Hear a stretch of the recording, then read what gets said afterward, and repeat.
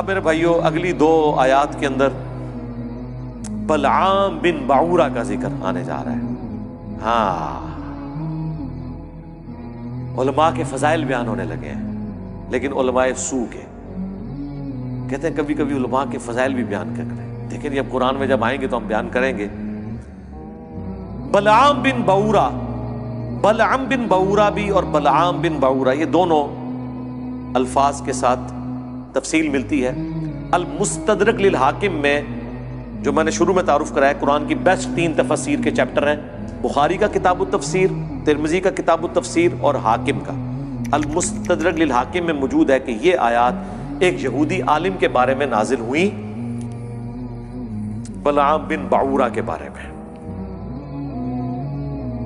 بڑا نیکوکار تھا اور صاحب کرامت تھا. آج کے دور میں سمجھ لیں علماء حقہ میں شامل تھا. علماء حقہ، اہل سنت والجماعت. علماء حقہ تو لفظ ہی غلط ہے، حقہ نہیں ہوتا، حق ہوتا ہے. پیش بھی پڑھ سکتے ہیں حقہ. تو یہ علماء حق میں شامل تھا اس زمانے کے، لیکن دنیا کا کتا بن گیا.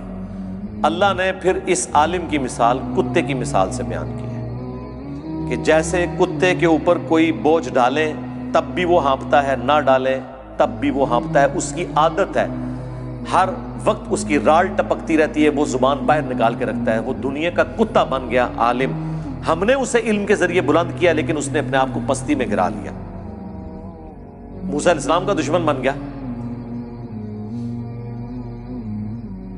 اللہ نے اس کی مثال کتے کی بیان کی. اور نبی علیہ السلام کی حدیث ہے ابو داؤد میں، ترمذی میں، کہ میری امت میں ایسے گروہ پیدا ہوں گے جن میں بدعات ایسے سرایت کر جائیں گی جیسے ہلکا کتا کسی کو کاٹ جائے اس کے ایک ایک ریشے میں اس کا حلق پہنچ جاتا ہے.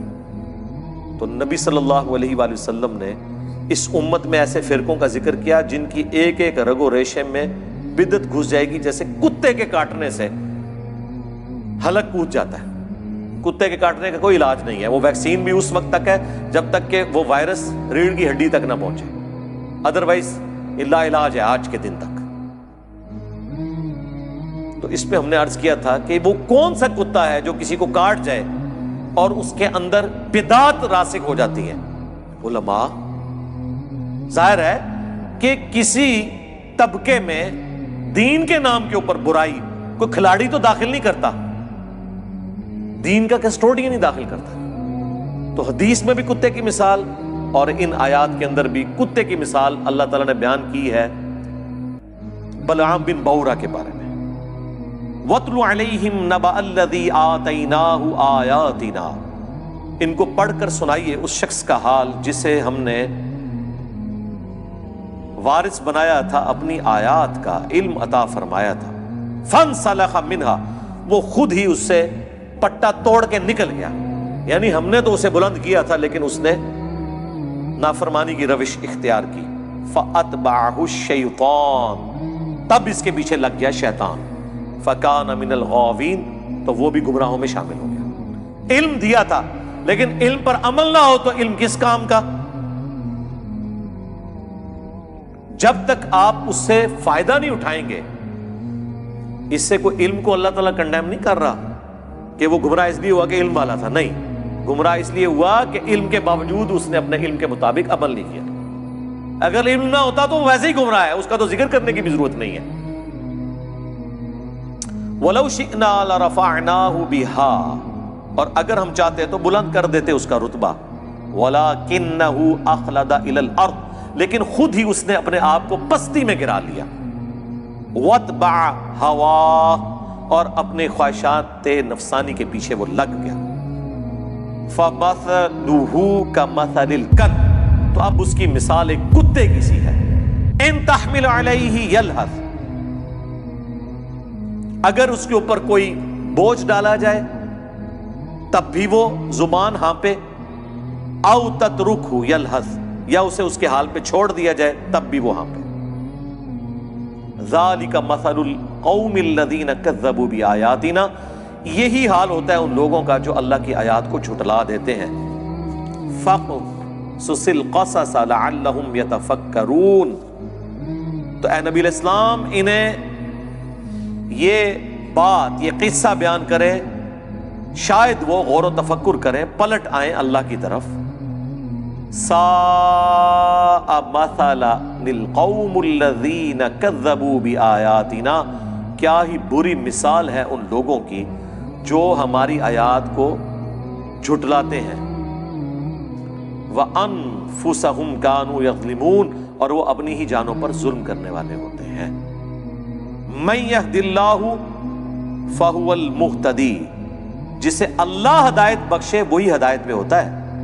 وَمَن يُضْلِلْ، اور جسے وہ گمراہ کر دے، فَأُولَئِكَ هُمُ الْخَاسِرُونَ، تو پھر ایسے ہی لوگ ہیں جو خسارہ پانے والے ہیں.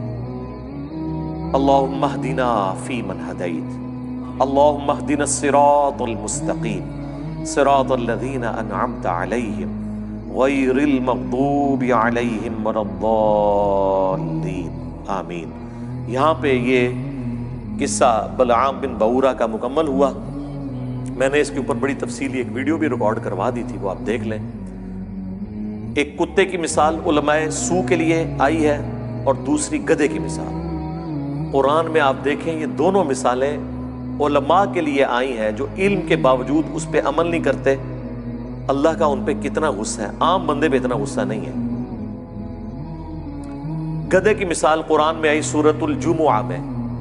علماء یہود کو اللہ نے کہا یہ گدھے کی مثال ہے جیسا کہ گدھے کے اوپر کتابیں لاد دی جائیں. اللہ نے کہا کہ کتابیں لادی ہو نا گدھے پہ، اس کی مثال ہے علماء یہود.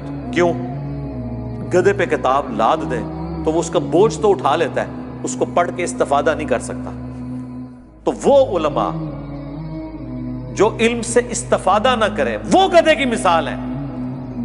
وہ لوگ جو علم سے استفادہ کر لیں، چاہے وہ ڈگری والے عالم ہوں یا بغیر ڈگری والے، ان کے بارے میں تو اللہ نے قرآن میں فرمایا انما یخشی اللہ من عبادہ العلماء، اللہ کی خشیت اور معرفت صرف ہے ہی اہل علم کو. ان کے بارے میں تو اللہ تعالیٰ نے فرمایا قل هل يستوي الذين يعلمون والذين لا يعلمون انما يتذكر اولو الالباب. اے نبی تم فرماؤ بھلا علم والے اور بغیر علم والے برابر ہو سکتے؟ نصیحت تو نہیں حاصل کرتے مگر عقل والے. ان کی تو تعریفیں اللہ نے کی ہیں، لیکن ان کو گدھا کہا کیونکہ گدھا استفادہ نہیں کر سکتا. لہذا وہ علماء جن کے شوکیسوں میں کتابیں رکھی ہوئی ہیں استفادہ نہیں کرتے تو وہ گدھے کی مثال ہے. علماء یہود کو پتا تھا کہ یہ وہی آخری پیغمبر ہیں، نبی امی. ان کی کتابوں میں پروفیسیز موجود تھیں لیکن انہوں نے نبی الاسلام کو نہیں پہچانا. آج بھی وہ علماء جو قرآن و سنت کو اپنے شوکیسوں میں سجاتے ہیں اور روب ڈالتے ہیں وہ لمبی لمبی کتابیں درسی نکال کے، عمل کوئی نہیں کر رہے، وہ گدھے کی مثال ہے. اور جو اللہ کے نبی کی بات پہنچاتا ہے بھولی بالی امت تک، اسے کہتے ہیں وہ جی گدھے پہ بھی کتابیں لا دی جائیں تو وہ کوئی عالم نہیں بن جاتا. انجینئر صاحب کتابیں رکھ کے تو کوئی عالم نہیں بنتا. سرکار یہ تو آپ کی مثال ہے. انجینئر صاحب تو کھول کھول کے اس میں سے بتا رہے ہیں جو استفادہ نہ کرے وہ گدھا ہوتا ہے، جو استفادہ کر لے اس کی تو تعریف ہے. اور حدیث میں صحیح بخاری مسلم میں آیا کہ نبی علیہ السلام نے فرمایا میں نے اپنی امت کے ان علماء واعظین کو کولو کے گدھے کی طرح اپنی انتڑیوں کے گرد چکر کاٹتے ہوئے جہنم کی آگ میں دیکھا ہے. جیسے کولو کا بیل ہوتا ہے نا، گدھا بھی یوز ہوتا تھا. وہ گندم کے سٹے میں سے دانے کو الگ کرنے کے لیے وہ چلایا جاتا تھا. اپنی انتڑیوں کے گرد اندازہ کریں، کیونکہ وہ کچھ کہا کرتے تھے جس پہ وہ خود عمل نہیں کرتے تھے. اور پریکٹیکلی علماء سو کا یہی حال ہے کہ وہ یہی کچھ کرتے ہیں. سارے کا سارا فتنہ علماء سو کا ہے. علماء سو کا فتنہ اتنا بڑا ہے کہ وقت کا پیغمبر بھی ہونا یہ اسے بھی کامیاب نہیں ہونے دیتے، آخری درجے تک کوشش کرتے ہیں. عیسیٰ ابن مریم کے مقابلے کے اوپر کون کھڑا ہوا تھا؟ یہودی علماء. کوئی ان کے زمانے کا کوئی پلیئر تو کھڑا نہیں ہو گیا تھا، کوئی کشتی کرنے والا پہلوان تو نہیں آ گیا تھا. علماء آگے تھے کہ اسے یروشلم میں ہم نے نہیں بات کرنے تھے، کیونکہ وہ یروشلم میں کھڑے ہو کے ان کی حرام خوریوں کو ہائی لائٹ کرتے تھے اور کہتے تھے کہ تم نے کتابوں کا راستہ چھوڑ دیا. وہی ہمارے والی بات جو ہم کہتے ہیں کتابوں کا دین اور بابوں کا اور. اب 25 سال کا ایک نوجوان جس کی داڑھی بھی مشکل سے نکلی ہوئی ہے، جب 80-90 سال کے بابوں کو آگے کہے گا کہ حرام خورو چھوڑو، تو کہیں گے یار تجھے تمیز نہیں علماء سے بات کرنے کی. انہوں نے فتوے جاری کیے عیسیٰ ابن مریم کے، وہ تو اللہ نے انہیں زندہ اٹھا لیا آسمانوں پہ بچا کے، ادروائز مولویوں نے اپنا کام ڈال دیا تھا۔ تو جب انبیاء ان مولویوں کے شر سے محفوظ نہیں رہتے جب تک کہ اللہ تعالیٰ انہیں بچا نہ لے، سرکار تسی میں تے شاہی کوئی نہیں سوائے اس کے کہ آپ ان کی ڈاکٹرن ان کے اوپر الٹ دیں، جو اللہ کے فضل سے اس پلیٹ فارم سے ہو گیا ہے۔ بس اب آپ ان کی چیخیں سنیں، اللہ کے نبی کا جھنڈا انشاءاللہ بلند ہوگا انشاءاللہ تعالی۔ ٹھیک ہوگا جی، اللہ تعالیٰ سے دعا ہے جو حق بات میں نے کہی اللہ تعالیٰ ہمارے دلوں میں راسخ فرمائے، اگر جذبات میں میرے منہ سے کوئی غلط بات نکل گئی اللہ تعالیٰ ہمارے دلوں سے ہی محو کر دے، ہمیں کتاب و سنت کی تعلیمات پر عمل کر کے دوسرے بھائیوں تک پہنچانے کی توفیق عطا فرمائے۔ سبحانک اللہم و بحمدک، اشہد ان لا الہ الا انت، استغفرک و اتوب الیک، وما علینا الا البلاغ المبین۔ جزاکم اللہ خیرا و احسن الجزاء۔